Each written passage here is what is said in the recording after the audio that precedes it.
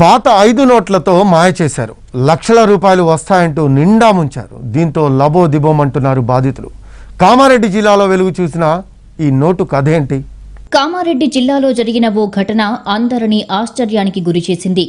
ఇలా కూడా మోసపోవచ్చా అనేలా ఉంది ఈ ఘటన. అదేదో సినిమాలో 5 రూపాయల మర్డర్ ఉన్నట్టు ఇక్కడ 5 రూపాయల మోసం ఒకటి వెలుగు చూసింది. సింపుల్గా యూట్యూబ్ ఛానల్లో ఓ ఫేక్ వార్తని క్రియేట్ చేశారు. దాంట్లో పెట్టిన కాంటాక్ట్స్కి ఫోన్ చేశామంటే చాలు బకరా దొరికాడు అనుకొని నిండా ముంచేస్తున్నారు ఈ మోసగాళ్లు. ఈ కేటుగాళ్ల మోసాన్ని గుర్తించలేని ఓ రైతు 8 లక్షలకు పైగా వారికి చెల్లించాడు. మోసపోయారని గ్రహించి పోలీసులను ఆశ్రయించాడు. కామారెడ్డి మండలం చిన్న మల్లారెడ్డి గ్రామానికి చెందిన కస్తూరి నరసింహులు అనే రైతు 20 రోజుల క్రితం యూట్యూబ్లో ఓ వార్త చూశాడు. పాత 5 రూపాయల నోటు, అందులో ట్రాక్టర్ బొమ్మ ఉన్న నోటు మీ దగ్గర ఉంటే మీరు లక్షాధికారి అనే వీడియో చూశాడు. అది చూసిన సెకండ్లలోనే నరసింహులు సదరు మోసగాళ్ల మధ్య సంభాషణ జరిగింది. ట్రాక్టర్ బొమ్మ ఉన్న నోటు ఉందా అని అడగగానే ఉందని చెప్పడంతో మీకు 11.74 లక్షలు వస్తాయంటూ నరసింహులుని నమ్మబలికారు. దానికోసం మీరు ఒక అకౌంట్ తీయాల్సి ఉంటుంది. దానికి డబ్బులు ఖర్చవుతాయని మొదటగా ₹1,00,000 అకౌంట్లో వేయించుకున్నారు. ఎన్ఓసి, ఐటీ అంటూ 20 రోజుల వ్యవధిలోనే మొత్తం 8.35 లక్షలు వారి అకౌంట్లో డబ్బులు జమ చేశాడు రైతు నరసింహులు. చివరగా జీఎస్టీ కోసం 2.34 లక్షలు చెల్లించాల్సి ఉంటుందని చెప్పగా ఆ డబ్బులు తీసుకొని ఎస్బీఐ బ్యాంకుకు వెళ్లాడు.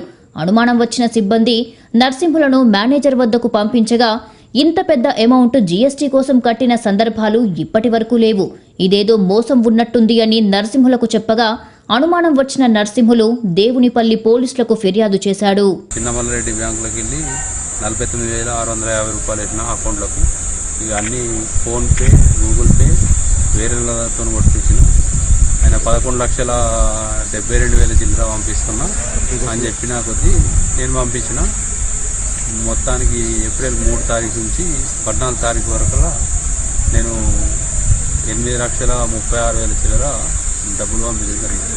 ఇంకా 2,72,000 ఏమంటే నేను వెయ్యా అని చెప్పి జీఎస్టీ పడుతుంది, జీఎస్టీ గురించి అని చెప్పి ఆయన ఫోన్ చెప్తే నేను బ్యాంక్ మేనేజర్ దగ్గరికి పోయి ఆ జీఎస్టీ గురించి మీకు తగ్గాలంటే అందులో ఉన్న ఆన్లైన్ కానీ అవి అందులో ఉన్న నంబర్ కానీ పాన్ కార్డ్ నంబర్ కానీ అవన్నీ ఇస్తే మేము జీఎస్టీ 9% తగ్గిస్తామని చెప్పి నాకు చెప్పడంతో నేను బ్యాంక్ మేనేజర్ దగ్గరికి పోయి సంప్రదింపులు జరిపితే బ్యాంక్ మేనేజర్ గారు వెంటనే నా అకౌంట్ బ్లాక్ చేసి వెంటనే పోలీస్ కేసు చేయమని చెప్పారు.